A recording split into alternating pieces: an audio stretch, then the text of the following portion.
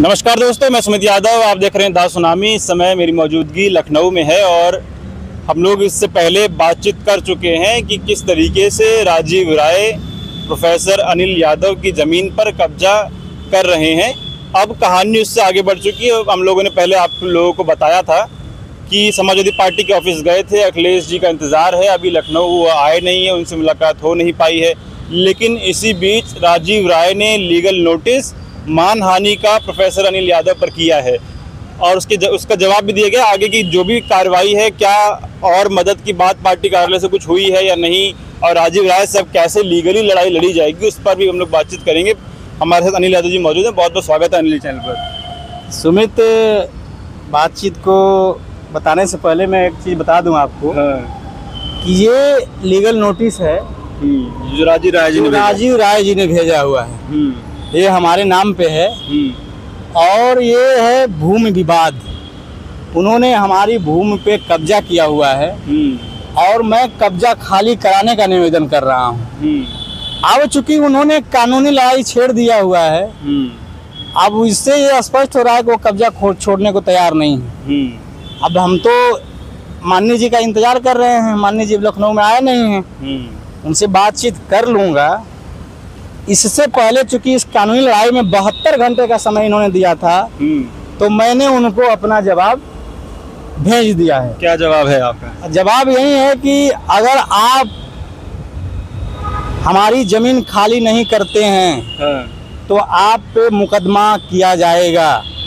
जो जिस तरह आपने राजस्व अभिलेखों में हेर फेर किया है, मूल अभिलेखों को बदलने का काम किया है, उसके खिलाफ जो भी आपराधिक मुकदमे बनते हैं वो सभी मुकदमे उन पे किए जाएंगे।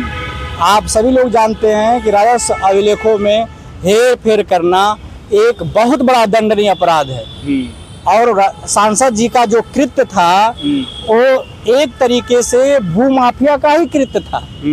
रात को किसी की जमीन के में बिना उसकी अनुमति के आपका अपना बुलडोजर अन्य सामान ले जा करके रात को कब्जा करने की कोशिश करना एक आपराधिक कृत्य में आता है, जो एक माननीय सांसद के लिए सही नहीं है।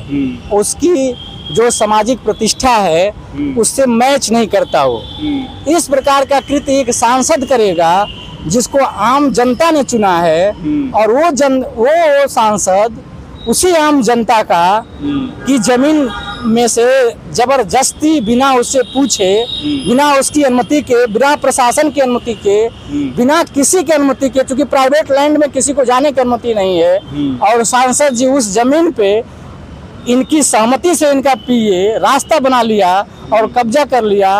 और आज इतने दिन हो गए, 10 से 11 दिन हो गए, अभी भी कब्जा नहीं हटाया गया और उसके एवज में लीगल नोटिस भेजा गया। तो आप समझ लीजिए कि सांसद जी की मंशा क्या है।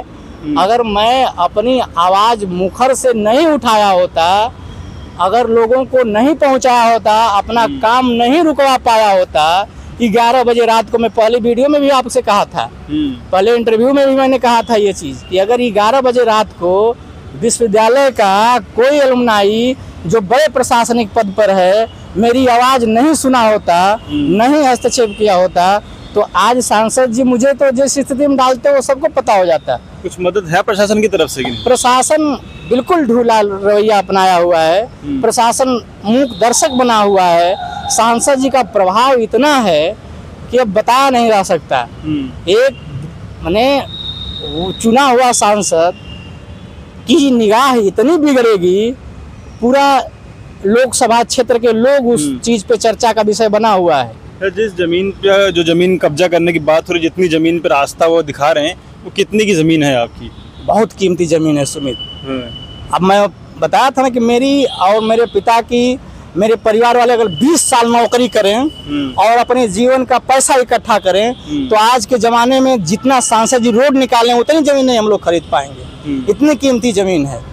अगर वो कीमती जमीन नहीं रहती तो ये करोड़ों रुपए के मालिक हैं, ये अरबों रुपए इनके पास है। कई संस्थान इनके कर्नाटक में चलते हैं। आपको नहीं पता है कि जो आदमी इतना पैसे वाला हो करके जब वो देखा कि हमको रास्ता नहीं मिलेगा तो किस हद पे आ गया, गुंडे पे आ गया, लुटेरा बन गया उस जमीन के लिए। तो ये समझ लीजिए कि उसकी हैसियत नहीं है कि वो उतनी रास्ता का दाम दे पाए, उसके हैसियत से बाहर का वो रास्ता है। तो आप समझ लीजिए कि जो चीज़ ये अपना चाह रहे थे कि हम लूट के ले लें, तो जनता है कमजोर, चाहे जितना हो न्याय सबके लिए रहता है। अच्छा, हम लोग लोकसभा चुनाव के दौरान घोसी में थे, राजीव राय जी से मुलाकात भी हुई थी, तो कहते थे कि हम लोगों ने, मैंने चुनाव हारने के बाद भी गरीबों की घोसी में रहा, गरीबों की मदद करी, विदेश में कोरोना के टाइम पे लोग फंसे हुए थे उनको लेके आया यहाँ पर। तो लेकिन अब इस तरीके की बात आप बता रहे हैं, ये तो बिल्कुल उलट तस्वीर है। देखिए, मैं पहले ही बताया था कि इन्होंने दलालों से 2 करोड़ 90 लाख रुपए में ज़मीन तय किया था, और रजिस्ट्री की कॉपी आप देख लीजिए, उसमें इन्होंने 1 करोड़ से भी कम दाम में ज़मीन उसकी लिखाई है मुसलमान से। जब मैंने उस पर FIR डलाने की कोशिश, डालने के लिए एप्लीकेशन दिया, तो इन्होंने उसे अपना डरा धमकाया होगा और उसे 1 करोड़ से कम में भी दाम में पैसे में ज़मीन लिखा ली। तो जो 1 करोड़ 90 लाख रुपया उसमें बचा होगा, उसमें से अगर 20 लाख रुपया कहीं खर्च कर देंगे तो लोगों को दिखेगा कि बहुत पैसा है। वो तो अब मुझे न पता चल रहा है कि कितने मेरी करोड़ों की ज़मीन को हड़पने के लिए नियत बना रखे हैं। इस तरह कितने ज़मीनें हड़पे होंगे। अब ये अगर जांच हो, कोई इनके पीछे जाए, लगे, तो पता चलेगा। अब तो मैं ये भी कह रहा, मेरे मन में आ रहा है कि कर्नाटक में जितने इनके कॉलेज और वो सब बने होंगे, कहीं ना कहीं बहुत सारे गरीबों को दबा के बनाए होंगे, इनके पीछे जितने धन इकट्ठा किए होंगे, अब ये बहुत सारे इनके अंदर भ्रष्टाचार होंगे। अब तो बहुत सारी चीज़ों पे मेरी भी निगाह पड़ी हुई है इनके, आगे बहुत सारे भ्रष्टाचार इनके होंगे। क्या देखिए, न्यायप्रिय पार्टी के नेता हैं अखिलेश यादव जी। कोई मदद है उधर से? अब मान्य जी तो अभी बाहर थे, आ जाए, एक बार मेरा उनके पास भी बात पहुंच जाए। फिर मैं सांसद जी से तो मेरी व्यक्तिगत लड़ाई चली रही है। अब तो व्यक्तिगत क्या कहिए, वो तो समाज की लड़ाई हो गई। अब तो पूरा समाज हमारे साथ खड़ा है। रोज मुझे समाज के 100 लोगों का फोन आता है कि भैया क्या प्रगति हुई, क्या हुई। सांसद जी नहीं कब्जा छोड़ेंगे तो क्या करेंगे, बताइए क्या करना पड़ेगा। प्रशासन नहीं सुनेगा तो हम लोग प्रशासन का घेराव करेंगे। लोकतांत्रिक तरीके से सांसद जी के खिलाफ लड़ाई लड़ने के लिए वहाँ के लोग तैयार हो गए। माननीय जी से मैं अवगत कराऊंगा सारी बातों को कि ये प्रकरण है और ऐसे ऐसे है, कीमती जमीन है, हम लोग गरीब आदमी हैं, असहाय लोग हैं, और सांसद जी का एक कृत्य एक घटिया कृत्य है। जिसको लोगों ने चुना है वो अपने संसदीय क्षेत्र में इस तरह के कृत्य करेंगे तो ये बर्दाश्त के बाहर है। हम लोग उसका विरोध करेंगे और कर रहे हैं। अच्छा, आपकी मुलाकात माता प्रसाद पांडे से भी हुई थी क्या उस मुलाकात में, और क्या बातचीत, क्या आश्वासन माता? मैं जितने वरिष्ठ लोग थे, जितने सामाजिक कार्यकर्ता, सबसे बातें किया, बहुत सारे लोगों से बात किया, समाजवादी पार्टी के बहुत सारे नेताओं से बात किया। सभी लोग मुझे ये कही वो किए कि डॉक्टर साहब आप माननीय जी का आने का इंतजार करिए, धैर्य बनाए रखिए, आपके साथ भगवान है, जनता है, हम लोग हैं, माननीय जी आपके साथ हैं, माननीय जी न्यायप्रिय हैं, आप उनको एक बार देख लीजिए, फिर आप स्वतंत्र हैं, आप बहुत सारे रास्ते आपके पास हैं, आप सब जानते हैं। तो ये लीगल नोटिस आपके ऊपर दबाव बनाने के लिए आया था कि लीगल नोटिस का कोई वे ही नहीं बनता है इस पे। क्योंकि मैं भी कानून का जानता हूँ, मैं भी पढ़ा लिखा हूँ, मैं भी PhD किया हूँ, विश्वविद्यालय में पढ़ाता हूँ लड़कों को। कानून की मुझे किताबें पढ़ने का शौक है। मैं राजस्व संहिता IPC की किताबें कई बार पढ़ चुका हूँ, मैंने कई आर्टिकल लिखे हुए हैं। तो मुझे पता है कि ये मानहानि की नोटिस बड़े लोगों द्वारा छोटे लोगों को डराने और धमकाने के लिए पहले दी जाती है। जितना एक संवैधानिक अधिकार आम नागरिक का होता है, वही अधिकार माननीयों का भी होता है। सिर्फ मानने लग जाने से आपको जमीन हड़पने का अधिकार नहीं मिल जाता है। आपके खिलाफ आवाज उठाने से उस पर मानहानि नहीं हो जाती है। सांसद जी को मैं कहूँगा कि IPC की धाराएं पढ़ लें कि मानहानि में किस तरह की मानहानि होती है। अब मेरी भी लड़ाई अब इनसे हो ही गई है, फिर लड़ा जाएगा, उसमें करना क्या है। आप मानहानि की नोटिस देके जमीन तो नहीं कब्जा कर पाएंगे। ये उनको अगर संदेश उनके पास जाएगा तो समझ लेंगे अपना कि उसके आगे का जो विकल्प है उसके लिए माननीय जी तैयार रहेंगे। अगर नहीं मानेंगे, हम तो अध्यक्ष जी का इंतजार कर रहे हैं, फिर हम आगे की कार्रवाई रोकेंगे थोड़ा ना, आगे कार्रवाई उनके ऊपर करेंगे। अच्छा, कई सारे वो नेता जो जो अखिलेश जी का पीडीए का नारा है उससे हट के हैं, चाहे वो ओम प्रकाश सिंह हो, चाहे घोसी से राजीव राय हो, चाहे अभी संतोष पांडे का नाम आया, चाहे पवन पांडे हो, चाहे इससे पहले राकेश सिंह, मनोज पांडे पार्टी से अब निकाल दिए गए। ये इन सभी के जो काम है कुछ पीडीए के खिलाफ और पीडीए के दमन के लिए दिखाई देते हैं, लेकिन फिर भी पार्टी में बने हुए हैं। देखिए माननीय जी सभी चीज़ों पर नज़र बनाए होंगे, चूँकि ये पार्टी के मुखिया हैं, क्योंकि हम तो राजनीति से जुड़े हुए नहीं हैं, राजनीति के बारे में हमें बहुत ज़्यादा अनुभव नहीं है। मैं कभी न राजनीतिक परिवार से रहा, न राजनीति मैं कभी इंटरेस्टेड रहा हूँ, न कभी राजनीति के बहुत ज़्यादा मैंने सोचने की कोशिश की है। माननीय जी के बारे में जहाँ तक मैं जानता हूँ, अभी तक मैंने जो पढ़ा है, जो उनका इंटरव्यू देखा है, जो मैं उनको फेसबुक पे, ट्विटर पे उनके सारे मैं चीज़ों को देखता रहता हूँ, जिस तरह से वो किसी भी मुद्दे पे अपनी संवेदना व्यक्त करते हैं, तो उनको ये लग जाता है, उनको बातों से ये लगता है कि आज के दौर का एक पढ़ा लिखा नेता है और वो हर चीज़ों को समझता है। माननीय जी अच्छी जगह संस्थानों से पढ़ के आए हैं, उनको नॉलेज है अच्छी चीज़ों का। मैंने कई बारीक बारीक चीज़ों पे अच्छा निर्णय देते हुए उनको देखा है। तो चूंकि हम लोग शिक्षक समाज से आते हैं, विश्वविद्यालय में पढ़ाते हैं, तो हम लोगों को बहुत अच्छी लगती हैं कुछ चीज़ें उनकी। मैंने एक ऐसा युवा नेता है जो इतनी बारीक चीज़ों पे बेबाक तरीके से अपना निर्णय देता है, तो मैं व्यक्तिगत तौर पे अखिलेश यादव की मैंने बहुत सारी चीज़ों से सहमत रहता हूँ कि बेबाक निर्णय है और बेबाक पकड़ है कुछ चीज़ों पे। तो माननीय जी चीज़ों को समझते हैं। मैं ये जानता हूँ आप जो चीज़ें उठा रहे हैं, जो प्रश्न उठ रहे हैं, चाहे राजीव राय का हो चाहे अन्य लोगों का हो, माननीय जी को सब चीज़ें पता है। माननीय जी का आप पीडीए का नारा देख लीजिए, पीडीए का नारा कितना ही गहरी, मतलब उन पे कितनी गहरी सोच की, कितना गहरी सोच है इसमें।